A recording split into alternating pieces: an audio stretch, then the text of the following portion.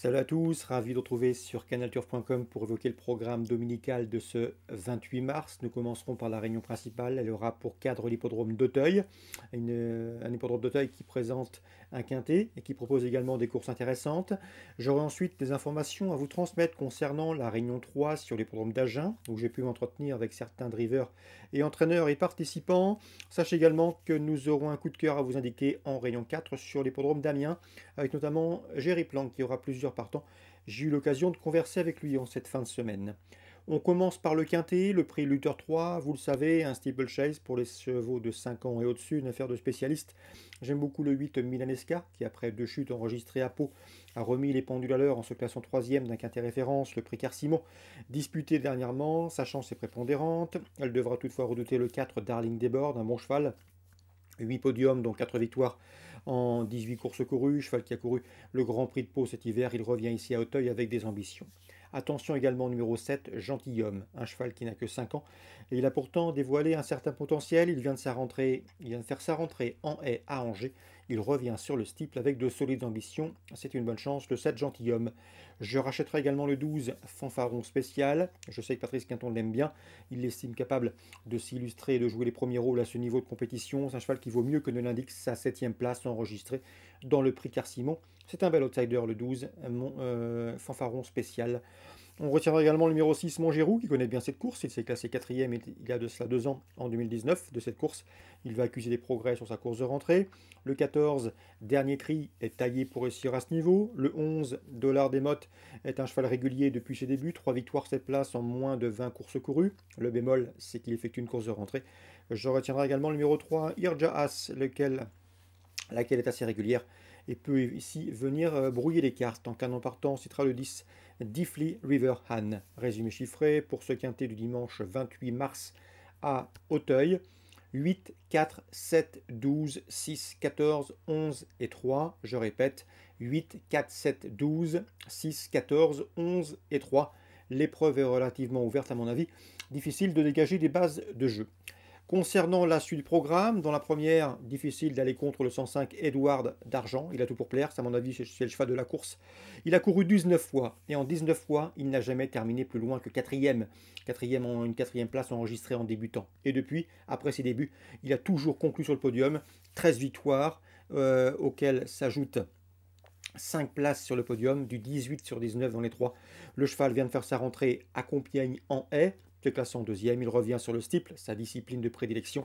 N'oubliez pas qu'il avait terminé 3e du Grand Steeplechase de Paris, groupe 1, les meilleurs en piste, steeplechasers en piste.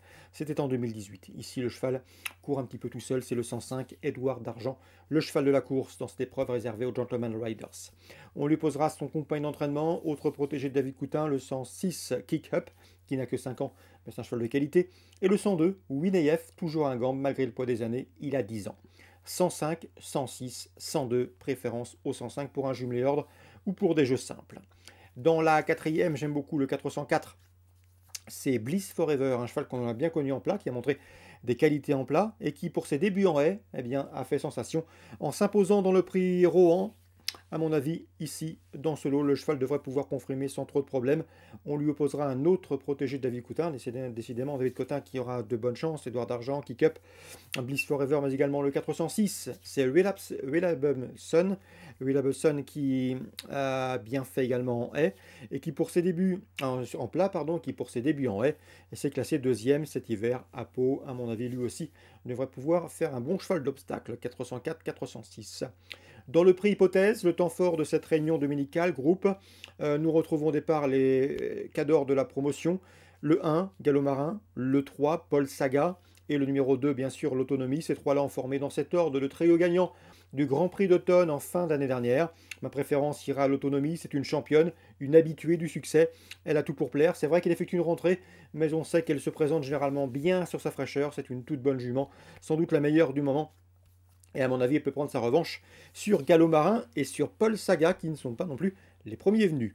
Donc 502 l'Autonomie devant Paul Saga le 3 et devant Gallo-Marin le 1. Gallo-Marin qui a terminé 3e de cette course en dernier. On peut le reposer pour un éventuel trio ou un super 4, le 7 Loradam. Loradam qui a terminé 3e du prix Juigné, course dans laquelle s'intercalait entre Paul Saga 2e et entre Gallo Marin 4e. Bref, ici, le 2, l'autonomie, ma favorite, devant le 3, le 1 et le 7. On passe maintenant à Agen en Réunion 3.